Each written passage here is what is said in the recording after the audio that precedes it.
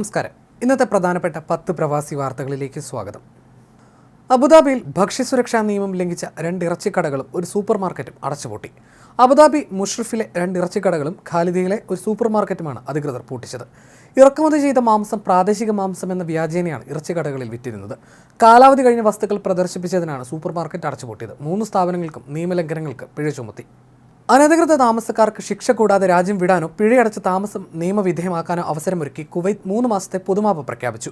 March 17 മുതൽ June 17 വരെയാണ് പൊതുമാപ്പ്. നിയമലംഘകർ പൊതുമാപ്പ് നിശ്ചിത കാലയളവിനകം പ്രയോജനപ്പെടുത്തി രാജ്യം വിടുകയോ താമസം നിയമവിധേയമാക്കുകയോ ചെയ്യണമെന്ന് ആഭ്യന്തര മന്ത്രാലയം അഭ്യർത്ഥിച്ചു. പൊതുമാപ്പ് ഉപയോഗപ്പെടുത്തി രാജ്യം വിടുന്നവർക്ക് പുതിയ വിസയിൽ രാജ്യത്തേക്ക് വരാനും അനുമതി നൽകി. റാസൽ ഖൈമയിൽ കഴിഞ്ഞ ദിവസം പെയ്ത കനത്ത മഴയിലുണ്ടായ വെള്ളക്കെട്ടിൽ അഭ്യാസ പ്രകടനങ്ങൾ നടത്തിയ 6 വാഹനങ്ങൾ പോലീസ് പിടിച്ചെടുത്തു. അപകടകരമായ ഈ യാത്ര സമൂഹമാധ്യമങ്ങളിൽ വലിയ തരംഗമായിരുന്നു. വാഹന ഉടമകൾക്ക് 2000 ദിർഹം വീതം പിഴയും 23 ബ്ലാക്ക് പോയിന്റുകളും ശിക്ഷ ചുമത്തി. കൂടാതെ UAE നിയമപ്രകാരം വാഹനം 60 ദിവസത്തേക്ക് കണ്ടുകെട്ടും. ഇതോടൊപ്പം റാസൽ ഖൈമയിലെ പ്രാദേശിക നിയമപ്രകാരം 120 ദിവസം കൂടി അധികമായി വാഹനം കണ്ടുകെട്ടും. വാഹനങ്ങൾ വിട്ടുകിട്ടാൻ 10,000 ദിർഹം അധികമായി നൽകുകയും വേണം. യാത്രക്കാരിൽ ഒരാൾക്ക് 5ാം പനി സ്ഥിരീകരിച്ചതായി അബുദാബി ആസ്ഥാനമായി പ്രവർത്തിക്കുന്ന ഇത്തിഹാദ് എയർവേസിന്റെ അറിയിപ്പ്. അബുദാബിയിൽ നിന്ന് ഡബ്ലിനിലേക്ക് പോവുകയായിരുന്ന യാത്രക്കാരിലാണ് രോഗബാധ കണ്ടെത്തിയത്. മൂക്കൊലിപ്പ്, കണ്ണിന് ചുവപ്പ് നിറവും വേദനയും, കഴുത്തിൽ ചുണങ്ങ പോലുള്ള അടയാളങ്ങൾ, കടുത്ത പനി തുടങ്ങിയ ലക്ഷണങ്ങൾ കണ്ടാൽ വീടുകളിൽ പ്രത്യേക മുറിയിൽ വീട്ടിൽ തന്നെ തുടരാനും വൈദ്യസഹായം തേടാനും അവർ യാത്രക്കാരോട് ആവശ്യപ്പെട്ടിട്ടുണ്ട്.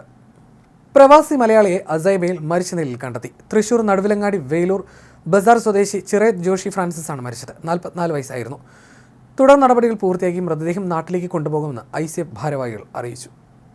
കുവൈത്തിൽ പ്രവാസികൾക്ക് ഫാമിലി വിസ അനുവദിക്കുന്നത് അടുത്ത വർഷം പുനരാരംഭിക്കുമെന്ന് റിപ്പോർട്ടുകൾ. മന്ത്രാലയത്തിലെ സ്രോതസ്സുകളെ ഉദ്ധരിച്ചുകൊണ്ട് പ്രാദേശിക മാധ്യമങ്ങളാണ് ഇക്കാര്യം റിപ്പോർട്ട് ചെയ്തിരിക്കുന്നത്. 2024 ആദ്യത്തോടെ ആർട്ടിക്കിൾ 22 വിസ അപേക്ഷകൾ പുനരാരംഭിക്കുന്നതിന്റെ സാധ്യതകൾ മന്ത്രാലയം വിശകലനം ചെയ്തു വരികയാണെന്നാണ് മാധ്യമങ്ങൾ റിപ്പോർട്ട് ചെയ്തിരിക്കുന്നത്. ചുരുക്കം ചില വിഭാഗങ്ങളിൽപ്പെട്ടവർക്കായിട്ടായിരിക്കും വിസ അനുവദിക്കുക എന്നാണ് വിവരം. വ്യാജ ഫോൺ കോളിൽ കുടുങ്ങി മലയാളിക്ക് നഷ്ടമായത് 180 റിയാൽ. IMO കോൾ വിളിച്ചാണ് തട്ടിപ്പ് സംഘം മലയാളിയെ പറ്റിച്ചത്. ഒമാൻ പോലീസ് എന്ന വ്യാജേനയാണ് സംഘം തട്ടിപ്പ് നടത്തിയത്. ഒമാൻ പോലീസിൽ നിന്നാണ് വിളിക്കുന്നത് എന്ന് പറഞ്ഞാണ് ഇയാൾ സംസാരിച്ചത്. അറബിയിലും ഹിന്ദിയിലും സംസാരിച്ചു. ഇത്തരത്തിലുള്ള തട്ടിപ്പുകൾക്കെതിരെ നേരത്തെ തന്നെ മുന്നറിയിപ്പ് നൽകിയിരുന്നു. എന്നിട്ടും ആളുകൾ ഇത്തരം തട്ടിപ്പിൽ വീണ്ടും വീണു പോവുകയാണ്.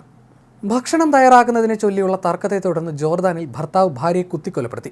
തെക്കൻ ഒമാനിൽ ദമ്പതികളുടെ വീട്ടിലായിരുന്നു സംഭവം ഉണ്ടായതെന്ന് പ്രാദേശിക മാധ്യമങ്ങളെ ഉദ്ധരിച്ച് ഗൾഫ് ന്യൂസ് റിപ്പോർട്ട് ചെയ്തു. റമദാൻ വ്രതാരംഭത്തിന് ഒരു ദിവസം മുമ്പായിരുന്നു വാക്കുതർക്കമുണ്ടായത്. റമദാനിൽ ഭക്ഷണം തയ്യാറാക്കുന്നതുമായി ബന്ധപ്പെട്ട് ഇരുവരും തമ്മിൽ തർക്കമുണ്ടാകുകയും ഇത് കൊലപാതകത്തിൽ കലാശിക്കുകയുമായിരുന്നു. വിവരമറിഞ്ഞ് ഉടൻ സ്ഥലത്തെത്തി സുരക്ഷാ ഉദ്യോഗസ്ഥർ പ്രതിയെ പിടികൂടി.